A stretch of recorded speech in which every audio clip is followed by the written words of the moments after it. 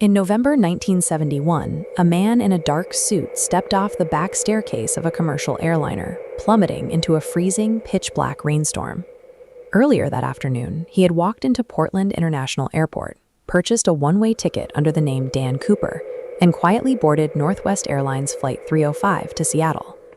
Once seated in the middle of the last row, he ordered a drink, lit a cigarette, and handed a note to a flight attendant. When she sat beside him, he opened his briefcase to reveal what appeared to be 8 sticks of dynamite. His instructions were highly specific.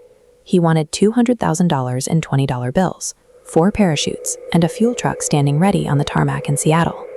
By maintaining a low profile and keeping his instructions quiet, he ensured the other 36 passengers remained completely unaware. What could have been a chaotic hijacking unfolded as a silent, tightly controlled hostage situation. For an hour and a half, the Boeing 727 circled Seattle in a holding pattern. On the ground, federal and local authorities scrambled to collect 10,000 individual $20 bills from a local bank and source parachutes from a nearby skydiving school. At 5:45 p.m., well after sunset, the aircraft touched down. The ransom and parachutes were brought aboard, and Cooper allowed the passengers to disembark. With a skeletal crew remaining, he ordered the pilots to fly toward Mexico City, eventually agreeing to a refueling stop in Reno, Nevada. He instructed them to keep the landing gear down, set the flaps at 15 degrees, stay below 10,000 feet, and leave the rear ventral staircase extended. The captain guided the aircraft along an airway known as Victor 23. At approximately 8:05 p.m., the crew felt a sudden oscillation in the cabin pressure, a physical jolt indicating someone, or something, had left the aircraft. 3 hours later, the plane landed safely in Nevada. Heavily armed agents stormed the cabin, only to find the aft stairs slightly damaged and the hijacker gone. He had executed a mid-air extraction without being seen by the crew or the fighter jets escorting the flight. Federal authorities were left to search an expansive wilderness in the dark for a target who had vanished from the sky. Investigators sweeping the plane found almost nothing. They recovered a black clip-on tie, 8 cigarette butts, and 2 of the 4 parachutes. The briefcase and the money were missing. Based on crew descriptions, the FBI developed a profile. They were looking for a white male in his mid-40s with dark hair, who had concealed his face soon after boarding behind a pair of sunglasses. The environment he jumped into was violently hostile. Plunging into a freezing rainstorm at a speed of 170 knots, wearing only a trench coat and business shoes, he faced a drop over an obscured, mountainous pine forest. His choice of equipment compounded the danger. Out of the 4 parachutes provided, he left behind a steerable civilian model, opting instead for an older, non-steerable military parachute. Furthermore, he took a non-functional dunny reserve chute, meant only for classroom training. These bizarre decisions leave investigators with 2 conflicting interpretations.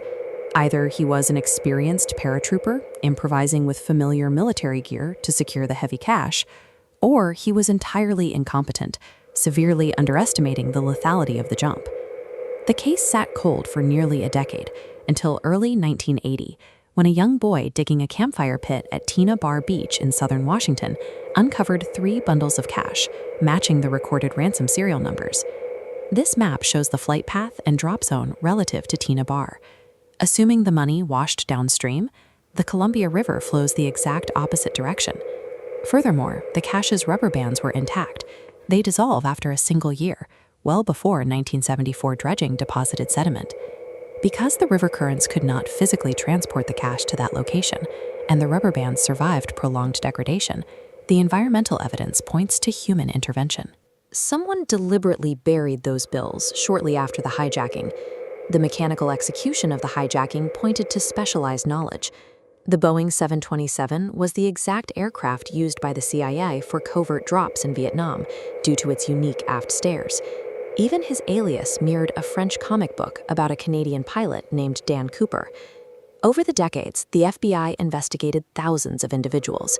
They scrutinized Robert Rackstraw, a decorated Army paratrooper, Richard McCoy, who executed an identical 727 hijacking 5 months later, Dwayne Weber, who made a deathbed confession, and Kenneth Christensen, a Northwest Airlines employee with unexplained wealth.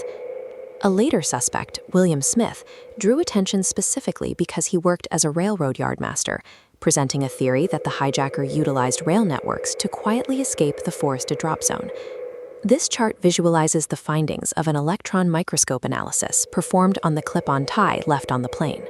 It revealed pure titanium particles, which were incredibly rare in 1971, strongly linking the wearer to a specialized metallurgical facility or a rail yard. Yet, despite isolating these logical threads and interviewing dozens of strong suspects, investigators could never definitively match a single face to the forensic profile. The inability to identify him was compounded by a severe mishandling of physical evidence. During the investigation, the FBI lost the 8 cigarette butts collected from his seat, destroying the only viable source of the hijacker's DNA. In 2016, after 45 years of dead ends, shifting drop zones, and unproven theories, the FBI officially closed their active investigation into Flight 305. Whether he miscalculated the jump and died in a freezing Washington forest, or successfully hiked out and quietly assimilated back into society, he effectively erased himself from the physical world.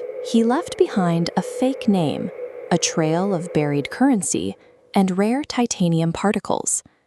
Because the evidence stops exactly at the edge of the aft staircase, the reality of his survival remains completely unknown, ensuring the search for his identity continues indefinitely.